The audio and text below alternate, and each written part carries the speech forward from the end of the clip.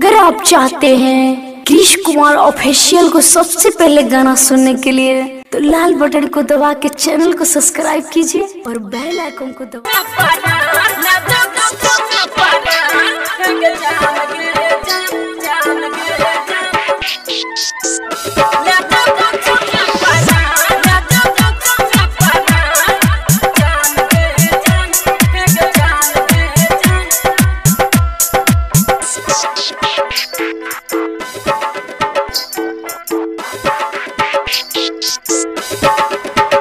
हाँ जाई ससुरवा अपना जाई ससुरवा अपना बात भूले न माइन गे जान गे जान गे जान गे जान ले जा कोचा में परान गे जान गे जान ले जा कोचा में परान जाई ससुरवा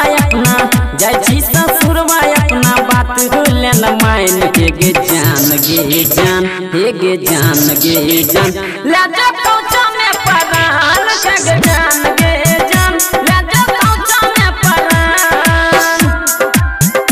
ले जा कोचा में परान ले जा कोचा में परान गे जान गे जान गे जान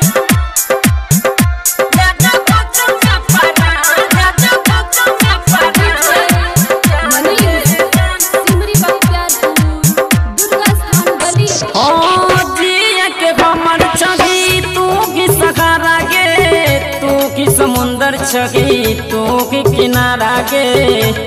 तू की किनारा गे हे गे जिया के हमर छगी तू की सहारा गे तू की समुंदर छगी तू की किनारा गे चाकरी को जान से ज्यादा चाकरी को जान से ज्यादा बन के गले बेईमान गे जान गे जान गे जान गे जान ले जा कोचा में परान गे जान गे जान ले जा कोचा में परान ले जा कोचा में परान ले जा कोचा में परान गे जान। अगर आप चाहते हैं कृष कुमार ऑफिशियल को सबसे पहले गाना सुनने के लिए